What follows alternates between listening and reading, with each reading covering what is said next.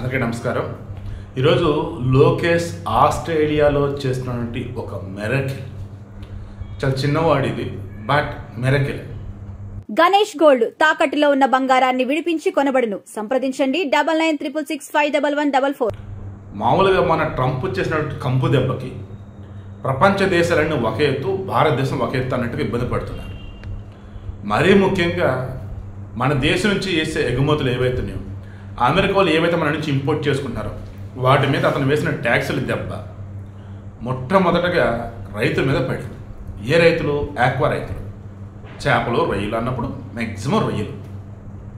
ఇందులో అతను import duty పెంచేటప్పటికి అదే మొత్తానికి వేరే చోట నుంచి వాళ్ళకి రొయ్యలు వస్తాయి. అలాంటప్పుడు ఎక్కువ రేటు పెట్టి మనకి కొనుక్కోవాల్సిన అవసరం లేదు. మరి ఈ రొయ్యలు ఏం చేసుకోవాలి? వేరే దేశాలకు ఎక్స్పోర్ట్ చేయాలి. అందులో ఆస్ట్రేలియా అధిక మొత్తంలో ఇంపోర్ట్ చేసుకుంటారు మన దగ్గర నుంచి. కానీ వాళ్ళు గతంలో ఏం చేస్తున్నారు? వైట్ స్పాట్ వైరస్ అంటే తెల్ల మచ్చ, రొయ్యి మీద తెల్ల మచ్చలు ఉండేసరికి వద్దని చెప్పేసి ఆపేస్తున్నారు. ఇప్పుడు ఈరోజు ఆస్ట్రేలియా పర్యటన నుండి లోకేష్ ఏం చేశాడు? అసలు ఏపీలో ఈ ఆక్వా పరిశ్రమకు సంబంధించి ప్రొసీజర్ ఏదైతే ఫాలో అవుతున్నారో అది ఏంటి మొత్తం ఎక్స్ప్లెయిన్ చేసి, ఇప్పుడు ఏదైతే వైట్ స్పాట్ వైరస్ అది ఇబ్బంది అంటూ ఆపున్నారు కదా, దానివల్ల నష్టమా కాదని చెప్పేసి ఎక్స్పర్ట్స్తో మాట్లాడించి ఫైనల్లీ రేపు అక్టోబర్ 20, 2027 వరకు అంటే ఇంకో 2 సంవత్సరాల వరకు ఆస్ట్రేలియా మన నుంచి ఇప్పుడు రొయ్యలను ఇంపోర్ట్ చేసుకుంటుంది. ఇంతే కాదండి, 2 దేశాలకు సంబంధించి, భారతదేశానికి సంబంధించి ఆస్ట్రేలియాకి సంబంధించి కొన్ని రకాలుగా ఉంటాయి కదా ట్రేడ్ రిలేటెడ్, వాటికి సంబంధించి ఎక్కడైనా ఏదైనా ప్రాబ్లమ్స్ ఉన్నా వాటిని సాల్వ్ చేస్తున్నాడు. నేను నిన్నో మొన్నో ఐ థింక్ చేత్రా మెడల్ ఇచ్చాను, మన కావ్యాస్ మెడల్ ఇచ్చాను, గుర్తులేదు. ఒకవేళ వీలైతే అది కూడా నేను ఇస్తాను. లోకేష్ని మోడీ ఈ మధ్యకాలంలో చాలా చాలా చాలా గమనిస్తూ ఓ రకంగా శిష్యుడిని అద్భుతమైనటువంటి రీతిలో తీర్చిదిద్దుతున్నటువంటి గురువుగా నాకు మోడీ అనిపించాడు. నేను మొన్న ఒక వీడియోలో చెప్పాను అనమాట, రానున్న రోజులలో ఏ క్షణమైనా లోకేష్ కేంద్ర మంత్రి అయినా ఆశ్చర్యపోవాల్సిన అవసరం లేదు. ఎందుకంటే మామూలుగా ఏపీకి సంబంధించిన పెట్టుబడి తీసుకొని చెప్పేసి అనుకుంటున్నారు. తెస్తుంది ఎక్కడి నుంచి? విదేశాల నుంచి. అది కూడా ఎక్కువ ఎటువంటివి? Top most multinational companies. అంటే అది అర్థం ఏంటి? ఒక కేంద్ర మంత్రి చేయగలిగినవి ఏవైతున్నాయో అది ఇప్పుడు మన లోకేష్ చేస్తున్నాడు. అది బాగా గమనించి మోడీ లోకేష్ని మొన్న మధ్య దగ్గరుండి పిలిపించుకోవటం, గంట సేపు వాళ్ళ పిల్లోడితో మన లోకేష్తో బ్రాహ్మణ గారితో చక్కగా ఇంటి పెద్ద అన్నట్టు చక్కగా మాట్లాడటం, ఆ తర్వాత నెల్లూరు సభ కానీ మిగతా సందర్భం ఎక్కడైనా ఉన్నా సరే లోకేష్ని దగ్గరికి తీయటం. మొన్న మధ్య నెల్లూరు కదా కర్నూలు సభ, మొన్న కర్నూలు సభ సంబంధించి విజయవంతం ఏ రకంగా ఏంటి అన్నప్పుడు లోకేష్ని దానికి ట్యాగ్ చేయటం. ఇలా చెప్పుకుంటూ పోతే ఇప్పుడు భారతదేశంలో ఉన్నటువంటి అందరి మీద ఉన్నటువంటి దృష్టి కూడా ఇప్పుడు మోడీకి సంబంధించి లోకేష్ మీద ఉంది. మరలా చెప్తున్నా, అందరిని గురించి ఆలోచిస్తున్నటువంటి మోడీ కూడా ఆయన దృష్టి ప్రత్యేకంగా లోకేష్ మీద పెట్టున్నారు పాజిటివ్ వేలో. అందుకని మేబీ మన మోడీ కొన్ని చెప్పుండొచ్చు ఈయనకి, అలా అవి కూడా ఇప్పుడు చక్కబెట్టాడు. ట్రంప్ ఏమో మనం ఇన్ని ఆంక్షలు పెట్టాంలే దిగొస్తారులే అని అనుకుంటున్నాడు. అటు మోడీ కానీ ఇటు లోకేష్ కానీ మరికొంతమంది ఏం చేస్తున్నారు? అమెరికా కాకపోతే మనకేమి లేవా అని ఆల్టర్నేటివ్ ఆలోచిస్తున్నారు. అలా ఆల్టర్నేటివ్ ఆలోచిస్తూ వాళ్ళని చక్కబెట్టేస్తున్నారు ఆల్రెడీ. ఇప్పుడు ట్రంప్ పరిస్థితి ఎలా ఉందంటే ఉన్నదే పోయి ఉంచుకున్నదే పోయి అన్నట్టు అయిపోయింది. ఇప్పుడు వాళ్ళ దగ్గర లేదు, బయట నుంచి తెచ్చుకోవాలి. ఎక్కువ ఏమో ట్యాక్స్లు వేసాడు, అమెరికాలో కొనేటట్టు లేదు. సరే కొందామని అనుకుంటున్నట్టయితే ఈరోజు మనం అమ్మట్లేదే, వేరే చోట అమ్మేస్తామే, మరి ఇంకెలా? అదే ఈరోజు దిమ్మ తిరిగే షాక్ ఇచ్చాడు ట్రంప్కి. అయితే మోదీ ఏదైతే కొన్ని టాస్క్లు ఇచ్చున్నాడో అవన్నీ ఫుల్ఫిల్ చేశాడు. ఆక్వా పరిశ్రమ దెబ్బతింది, దిగొస్తారని చెప్పేసి ట్రంప్ అనుకున్నాడు. బట్ దానిని మరల బొమ్మను లేపాడు, ఆస్ట్రేలియాతో ఒప్పందం చేసుకొని. ఇంకా లోకేష్ ఏం చేశాడంటే వెస్ట్రన్ సిడ్నీ యూనివర్సిటీ అని అంటారు, WSU అని అంటారు.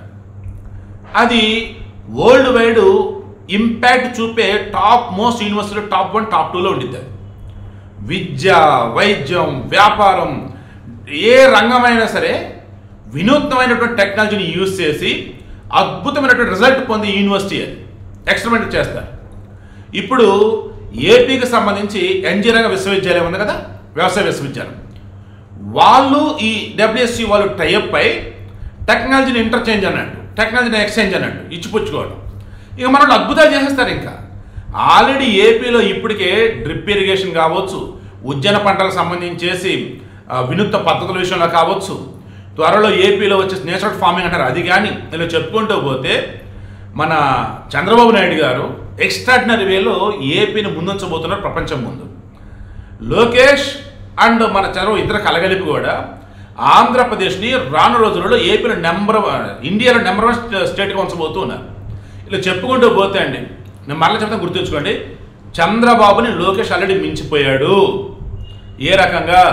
విదేశాల నుంచి పెట్టుబడులు తీసుకొచ్చే విషయంలో, విదేశాలతో ఏదైనా మాట్లాడుతున్నప్పుడు తన రాష్ట్రానికే కాకుండా దేశానికి కూడా మేలు జరిగే విధంగా చేసే విషయంలో మనస్ఫూర్తిగా లోకేష్ మిమ్మల్ని అభినందిస్తున్నానండి.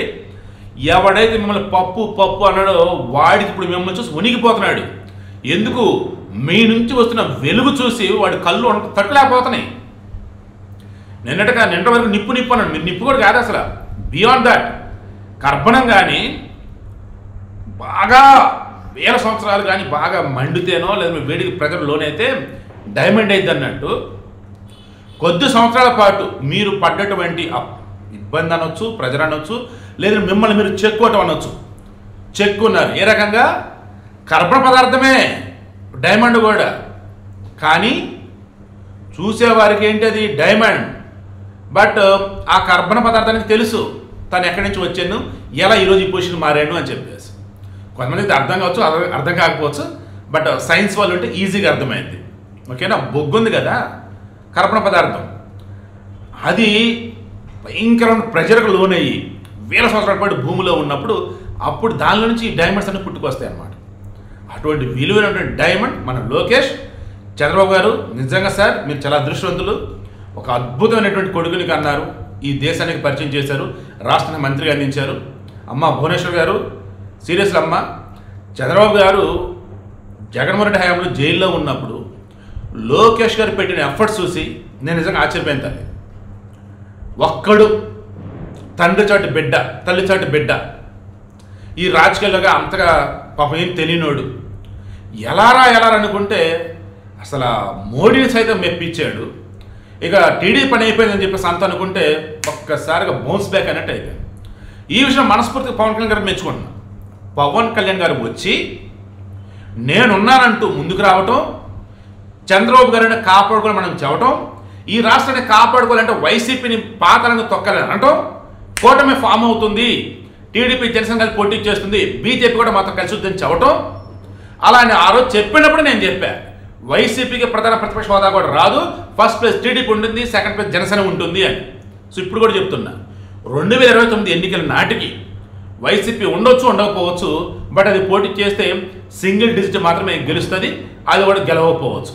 సో ఫైనల్లీ అద్భుతం చేస్తున్నాడు లోకేష్. అయితే మనస్ఫూర్తిగా అభినందిస్తున్నాను లోకేష్ మిమ్మల్ని మాత్రం.